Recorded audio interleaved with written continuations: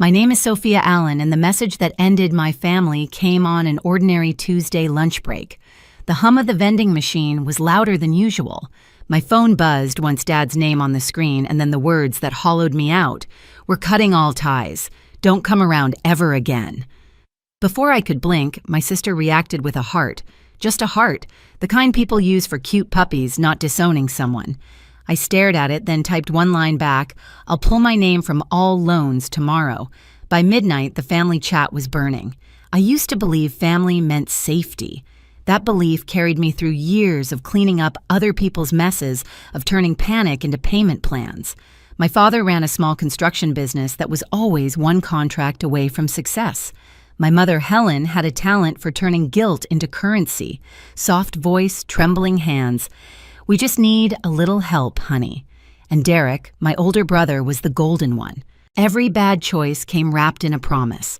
Just until next month, I was the steady one, the problem solver, the human credit card.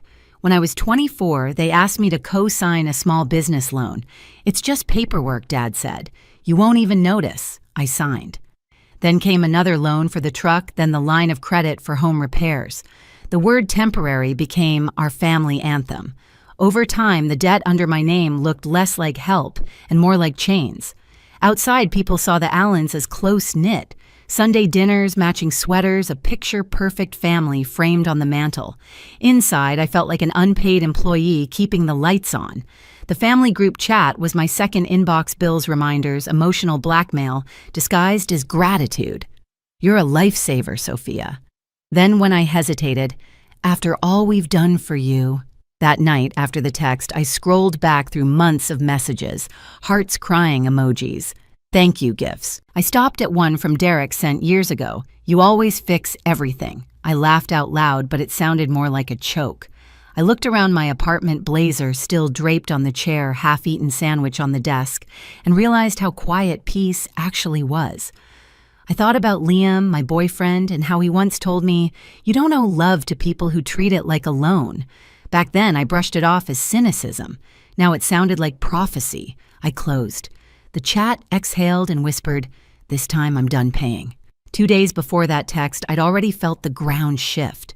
I was at work when a notification popped up from my credit monitoring app, another inquiry under my name. Business loan. Amount $80,000. My stomach turned cold. I hadn't applied for anything in over a year. That night, I drove straight to my parents' house. The porch light was on, the same one Dad always left for Derek, never for me. Mom opened the door with that soft, rehearsed smile. "You should have called, sweetheart." Inside, Dad sat in his recliner, the TV glowing off his glasses. Derek sprawled on the couch, phone in hand, barely glancing up. I held up my phone. $80,000 taken under my name. "You want to explain that?" Mom blinked, feigning confusion. "Oh, honey, your father just needed an extension for the business that's been failing for 5 years, I interrupted. "You used my credit again." Dad's jaw tightened. "Watch your tone. This family needed you. You're good with money. You can handle it." "You mean I can handle your mess," I said. Derek finally looked up, smirking. "You're being dramatic. It's not like we're strangers. We share blood, don't we?" I stared at him. "No, Derek, you share debt." The room went silent except for the TV hum. Mom pressed a hand to her chest. "You're twisting this. We've sacrificed everything for you." I laughed, sharp and tired. "No, Mom. You've spent everything. I just paid the bills." Dad stood, voice rising. "Don't come here blaming us for your selfish choices. You think moving in with that boyfriend makes you better than us?" Something inside me broke clean final. I felt the years of guilt of being the dependable one snap like a stretched wire. "You know what I said quietly. I'm done." Derek scoffed. "Done with what carrying you?" I said. "All of you." Mom's eyes filled with tears on cue. "How can you say that to your family?" "Because it's the truth," I replied. I turned for the door, and behind me, Dad muttered, "Ungrateful." That word hit the same way it always had, like a stamp sealing a contract I never signed. The next day during my lunch break, his message arrived. "We're cutting all ties. Don't come around ever again." 5 minutes later, Derek reacted with a heart. I stared at the screen, the buzzing lights overhead, the taste of burnt coffee on my tongue. No anger, just clarity. I typed my reply slow and steady. I'll pull my name from all loans tomorrow. Then I locked my phone, sat back, and listened to the vending machine hum. By midnight, the family chat was chaos caps, lock accusations, guilt trips, voice messages. But I didn't answer. I closed my laptop, drew in a long breath, and thought, they think they've punished me. They just set me free. By morning, my phone looked like a crime scene. Dozens of missed calls, texts in all caps, voicemails from every family member. The group chat was still exploding. Mom, you're tearing this family apart. Dad, you'll regret this. Derek, hope your boyfriend knows he's next on your list. I didn't open a single one. Instead, I brewed coffee, sat at my kitchen table, and opened my laptop. The glow of the screen felt like a shield. I typed an email to my bank. I'd like to begin the process of removing myself as co-signer on all active family accounts. Then another to the insurance company, another to the credit bureau. My fingers moved steady, mechanical. Every click was a reclaiming, every form a quiet act of defiance. The printer started humming behind me. Page after page slid out loan contracts, statements, credit histories. I highlighted my signature lines in yellow, organized everything into folders. The air smelled like hot paper and ink, like something being purified. At work, Nora peeked over the cubicle wall. Rough day, I smiled thinly. Just fixing some paperwork. She tilted her head. You look calmer than I've ever seen you. Yeah, I said. I think I finally stopped drowning. That evening, Liam found me cross-legged on the floor, surrounded by folders. He crouched beside me, reading the titles, Loan Release, Cosigner, Removal Account Closure. They'll hate you for this, he said softly. They already do, I replied. He touched my hand. You don't have to do it alone. I know I said, but I need to be the one to end it. The next day, I met with a loan officer at the downtown bank. His office was quiet, the air conditioning whispering. I slid the folder across his desk. I'd like to remove myself from every loan under the Allen family business and personal accounts, I said. He skimmed the papers, brows lifting. That's quite a list. I know. It may take a few days. The process isn't simple. I've done harder things, I told him. He studied me for a long moment. You sure about this? Families can ruin you too, I said. The sound of his stamp echoed in the small room like a gavel. For a second, I closed my eyes and just listened. It didn't sound like loss. It sounded like freedom. That night, I drove home through steady rain. The windshield wipers kept rhythm with my pulse. My phone buzzed in the passenger seat, Mom again, then Dad, then Derek. I turned the phone face down and let it ring. When I pulled into my parking lot, the city lights reflected off the wet pavement like broken glass. I sat there for a while, engine ticking, thinking about every version of myself that had said yes when she wanted to say no. Inside the apartment smelled like coffee and wet asphalt. I dropped the folders on the counter, poured a glass of water, and felt the smallest flicker of peace. The texts were still coming in, but they no longer sounded like authority. They sounded like panic. And for the first time, I realized chaos was just the sound of them losing control. 3 days later, they stopped pretending to be victims and started showing up. It was Saturday morning. Rain had just broken, leaving the air damp and silver. I'd been on the balcony with a cup of coffee when the buzzer sounded 2 short rings. Liam was still half asleep. I checked the camera feed and froze. My brother Derek stood outside the gate wearing a wrinkled suit jacket like armor. Behind him, our parents hovered. Mom held a folder. Dad's jaw was locked so tight the vein on his temple pulsed. I opened the door only halfway. You shouldn't be here. Derek smiled like a salesman. We just want to talk soft. Don't be dramatic. Dramatic, I repeated. You forged my name on an $80,000 loan. Dad's tone snapped. Watch your mouth. You're still our daughter. Funny I said you didn't sound so sure when you texted me to never come back. Mom stepped forward, voice trembling just enough to sound practiced. Honey, your father was angry. We all were. Families fight. But this, she held up the folder, this isn't how we fix things. Liam appeared beside me, quiet, solid. You need to leave, he said evenly. Dad ignored him, eyes locked on me. You think cutting ties makes you strong? You're destroying us, Sophia. The business is collapsing. We can't refinance without you. My chest tightened, but not from guilt, just from the weight of déjà vu. I'd heard these lines before word for word. Then maybe I said you should have learned to stand without my credit. Derek's calm facade cracked. You think you're better than us? Because you have a job. Because you date someone with money. Liam's voice stayed even. You're crossing a line. Stay out of this. Derek snapped. I turned fully toward him. You don't get to lecture me about lines. You crossed every one when you used me to keep your life afloat. He laughed ugly and desperate. Oh, please. You loved being the hero. Don't pretend you didn't enjoy the praise. That one landed. Because once he'd been right. Once I had loved being the dependable one, the one who fixed things. I'd built my worth around being needed. But that love had rotted into resentment. I looked him dead in the eye. You're right, Derek. I did like saving you.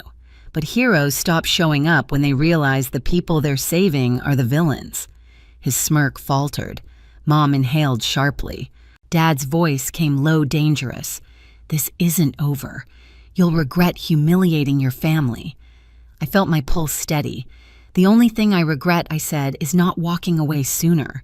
Liam reached for my hand, and together we closed the door. The sound of it clicking shut felt heavier than any slam. Outside, someone pounded once, then silence. For hours, the house stayed quiet. Then the emails started. A message from my father's lawyer, potential breach of co-signer responsibility. Immediate contact requested. One from the business bank account frozen pending verification. And finally, from Derek. You've ruined everything. Are you happy now? I stared at the screen until the words blurred. Then I opened the folder of stamped papers, proof that I'd already been released from every obligation. My name was clean. The next morning, I walked into the same bank. The loan officer recognized me, nodded politely.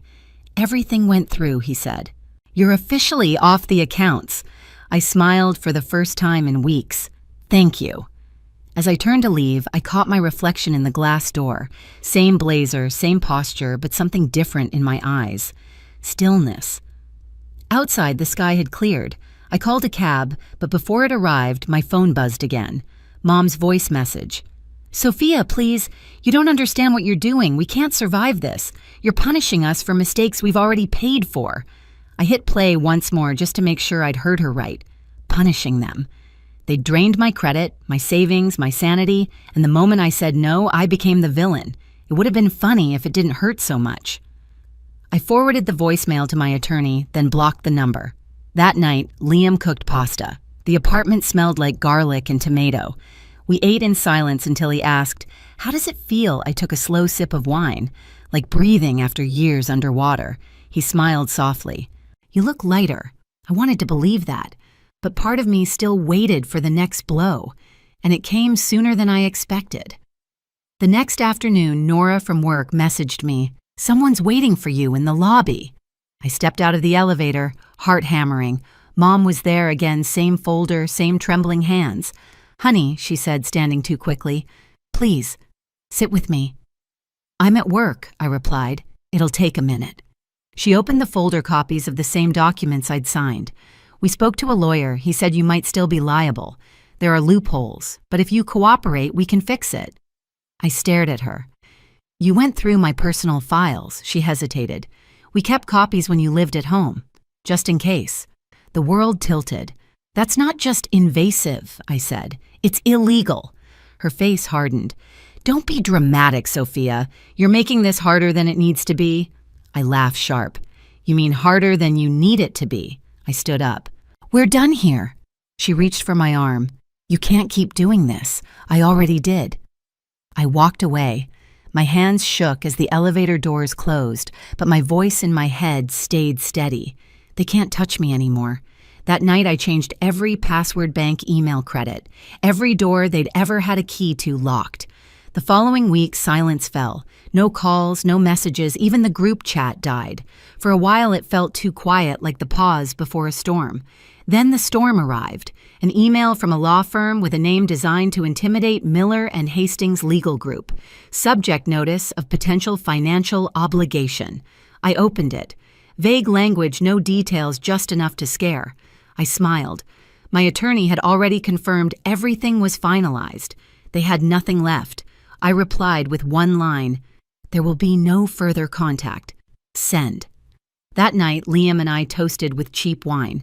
To the end of chaos, he said. To the beginning of peace, I answered.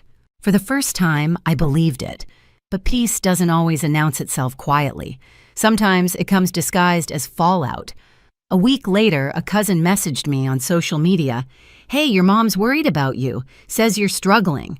Then a woman from our old church texted, "Saw your dad at the store. He said you're unstable. Everyone's praying for you."